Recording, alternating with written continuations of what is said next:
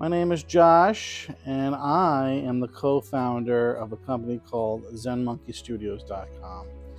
Zen Monkey Studios.com. We've been around since the year 2012, and look, man, we're only been growing since. I have quite a history to tell you guys, and what happened earlier this year is a company, one of our distributors, has gone bankrupt. And the rules of having a company is always changing. And I felt one of the best things to do right now is to finally just post who I am, share what I do, and make a YouTube channel about it when so many other people are doing it. I gotta tell you, when I work and delegate and go on Slack to talk to my employees, I often watch a lot of artists vlog about their travels at Comic Cons and anime cons and selling their stuff at Artist Alley and their struggles and their successes. And look, man, I did that stuff ever since I was in college, and now I run a seven-figure a year company. Like we're doing okay. But at the same time, if that distributor goes bankrupt and we're losing them as a distributor, that's about 10% of our income. And yeah, I got bills to pay, including multiple employees. So why would you want to listen to me? Well, I have the world of licensing involved. So we make official products like we do for Dragon Ball Z, as you can see here. Let's check this out.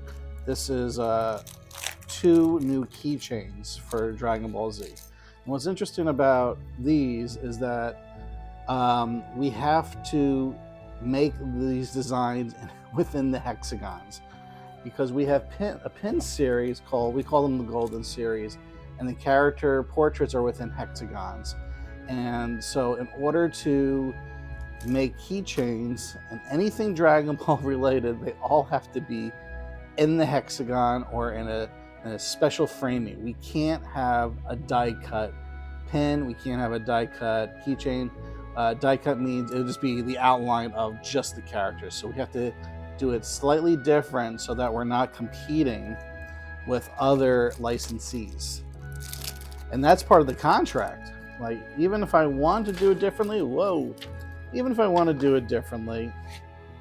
I have no choice in the matter. So here is Vegeta from the Buu Saga. And, now that I'm a father, the father and son Kamehameha wave during the Cell Saga. They are UV printed. You can see the copyright here. I'm just going to move it around. And they're available on our site. We're going to get them on Amazon. The distributor is going to offer them when we have more keychains available. Like we're working on Freeran, and we're having Freeran being eaten by the Mimic as a keychain. And we have like SpongeBob as a license. We have Ninja Turtles. Like, look at this. Here is 2 new Ninja Turtle pins. Basically, we're starting to do pin sets. Look how tiny these are in comparison. So we're doing pin sets for the matter because if we want to get into stores like Spencer's or Hot Topic, they have limited shelf space. So they've asked us, can you make pins and keychains where there's more than one on a packaging? So we call these pin sets. And as someone who is old, I am a fan of the Ninja Turtles. So I found some of my favorite poses from the 80s. From the merchandise back then, and we call it, this is the 80s poses pin set. I honestly love these because they're so tiny, and the UV printing did such great detail. It keeps everything intact, and when you move it around, you can see the gold shimmering. And at the same time, we're trying to boost the tier system so that we have something more expensive, a mega pin. This is 3 inches wide. When it's a 3-inch tall pin, you know where you're going into? You're going into fig pin territory. But we're 3 inches wide, and it has the 4 turtles. We call it the Mega Cowabunga pin. And Kino Kuni USA is one of our clients, and they are asking for a similar pin of this, but for free rent. And then we got some new Dragon Ball pins, but I'll show you those a different time. But yeah, I'm here to tell you guys what you can learn from me in the world of licensing. You can learn what it's like from going to a small artist alley table to a 20 by 20, $15,000 booth at New York Comic Con, for example, to having activations, which is basically something for the customer to interact with more than just come buy our stuff. And honestly, I think a lot of the artist alley kids, by kids I mean people in their 20s, they're knocking it out of the park. Because when I was doing artist alley, when I was in college, it was a lot more bare bones. And I feel like the displays and the get-ups that a lot of these artist alley people are doing these days are just really good. And you want something that's immersive. You want something that's more than just going to the store. You want to have a memory. And I feel like artist alley people are realizing that, and they're doing a great job. But let's go further back. What did I do when I was in high school? I was making Pokemon fan sites for fun. In 1998, 1999, I was the founder and the webmaster of a site called Team Rocket Headquarters that became Team Rocket Headquarters Next. And I was pen pals with people like Rachel Lillis. So when she died last year, it really got to me, because I was 14 years old when she spoke to me and exchanged emails with me, and she was really friendly and really supportive to this nerdy emo kid. And I'm saying emo because all 14-year-olds are in one way or another emo. And she tolerated me when she didn't have to. She sent me Kare Kano VHS tapes because that was her next project at the time. She was voice acting the English dub. Let me get scissors for this. And so I would go home in 9th grade and update Team Rocket Headquarters with people that I met on the internet. And there was drama, and there was drama in a way because I had a big forum that had tens of thousands of people, and I'm 14. I'm not in any place to moderate political, religious stuff, and it's too much for a 14-year-old. But it still helped build me up to who I became. After that Team Rocket site, I retired it.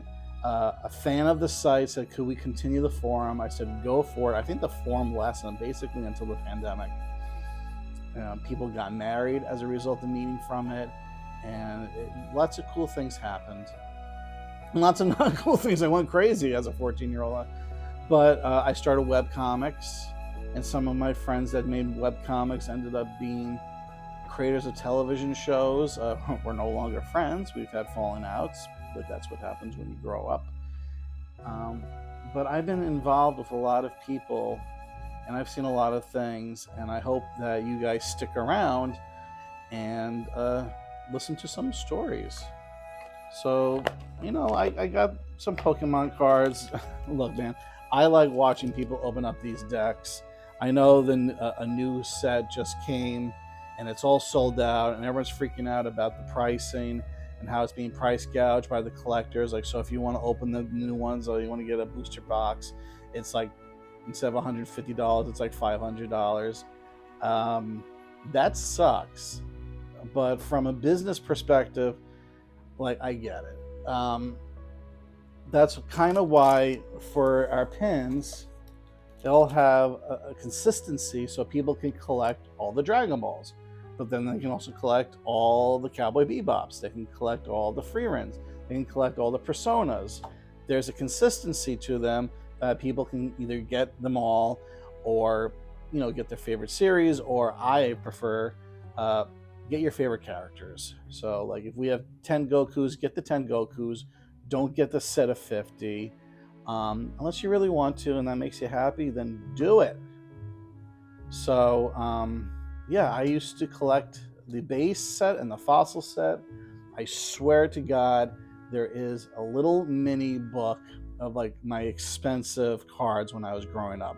My cousin, who's 8 years older than me, got me into Magic the Gathering during the third revision phase, right before the I want to say it was revised, and then it was fourth edition. Yes, it was so he got me into the revised / fourth edition time, and I remember the Ice Age time. I think there was something after, and I'm trying to.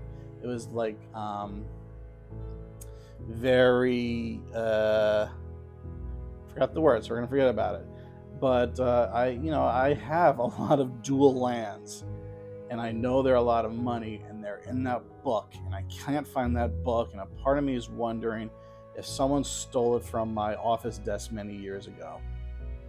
And I sure hope not, because that sucks. But I also think there's like, not a Charizard, but maybe like a Blastoise in there.